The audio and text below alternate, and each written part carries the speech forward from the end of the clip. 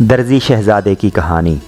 اب سلطان نے البکان کو حکم دیا کہ وہ میز کے قریب جا کر اس طوق پر ہاتھ رکھے جس کا اس نے انتخاب کیا تھا۔ پھر اس نے خادموں کو حکم دیا کہ زمزم سے بری صراحی لے آئیں۔ خادموں نے حکم کی تعمیل کی۔ سلطان نے مشرق کی طرف رخ کر کے دو زانو بیٹھ کر یہ دعا مانگی: اے خداؤں کے خدا، تو سب سے بڑا ہے اور ہمارے ناموس کا محافظ ہے۔ ان دونوں میں جو بھی سچا ہے اسے اپنی امان میں رکھ اور بتا کہ کون سچا ہے۔ تو ہی سارے بیدوں کا جاننے والا ہے۔ بارگاہ خداوندی میں اس دعا کے بعد سلطان پھر اپنے تخت پر جا بیٹھا۔ سارے دربار پر ایک سناٹا طاری تھا، سب کا دل بھاری تھا۔ تمام اہل دربار اسی سوچ میں تھے کہ اب آگے کیا ہونے والا ہے۔ سلطان ایک ٹک ان دونوں طوقوں کی جانب دیکھ رہا تھا۔ اچانک ایک کھٹکا سا ہوا اور ایک طوق کا ڈھکنا آپ ہی آپ کھل گیا۔ اس ڈھکنے سے ایک شبیہ نکلی جس پر تاج شاہی کا عکس تھا۔ یہ طوق عمر نے چنا تھا۔ چند لمحوں بعد البکان نے جس طوق کا انتخاب کیا تھا اس کا ڈھکنا کھلا۔ اس میں سے ایک سوئی اور دھاگا نکلا۔ سلطان نے حکم دیا کہ وہ شبیہ لائی جائے۔ سلطان نے اس پر ہاتھ رکھا اور رفتہ رفتہ تاج کا عکس ایک سچ مچ کے تاج میں منتقل ہو گیا۔ پھر اس کا حجم بڑھنا شروع ہوا اور ذرا دیر بعد وہ اتنا بڑا ہو گیا کہ آسانی سے سر پر رکھا جا سکے۔ اہل دربار نے مبارک سلامت کی صدائیں بلند کیں۔ سلطان نے وہ تاج اپنے ہاتھوں سے عمر کے سر پر رکھ دیا۔ ملکہ معظمہ فوراً سربا سجود ہو گئیں۔ خدا کا شکر ادا کیا جو ہر بید کا جاننے والا ہے، جس کا ڈھنگ سب سے نرالا ہے اور جس کے انصاف کی وجہ سے دنیا میں سچ کا بول بالا ہے۔ عمر نے آگے بڑھ کر سلطان کی پیشانی پر بوسہ دیا، پھر اپنی والدہ معظمہ کے گلے جا لگا۔ اہل دربار خوش ہو اٹھے کہ وہی ہوا جس کے وہ دل سے آرزو مند تھے۔ البکان چھپی مارے کھسکھسایا اور روحانسا کھڑا تھا۔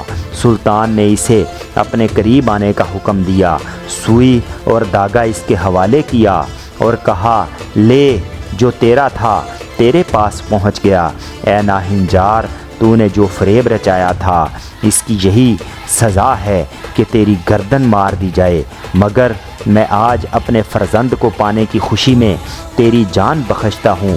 اب میرا حکم یہ ہے کہ ابھی اسی وقت دم دبا کر یہاں سے کھسک جا، کہیں ایسا نہ ہو کہ میرا جلال رحم پر غالب آ جائے اور تو اپنے کیے کی سزا پائے۔ مارے شرم کے البکان کا برا حال ہو گیا، جینا وبال ہو گیا۔ دڑم سے شہزادے کے قدموں میں گرا، پیروں کو بوسہ دیا، گریہ کیا اور بولا: اے لائق شہزادے، میری خطا معاف کر۔ شہزادے نے اسے دونوں ہاتھوں سے سہارا دے کر اٹھایا، گلے سے لگایا اور کہا: جا، خدا تجھے معاف کرے۔ آئندہ کے لیے توبہ کر اور یہ جان لے کہ دوستی کے نام پر وفاداری، دشمنوں کے تئیں رواداری ہی مردوں کی پہچان ہے۔ یہی میرا ایمان ہے، میں تیری خطا معاف کرتا ہوں۔ سلطان یہ سن کر اشکبار ہوا، اپنی غلطیوں کو سوچ کر بے قرار ہوا اور بولا: اے فرزند، تو نے بڑے دکھ اٹھائے، سچ مچ تجھ میں رئیسوں کی شان ہے۔ شرافت کی یہی پہچان ہے کہ تو اپنے دشمن کو بھی سینے سے لگاتا ہے۔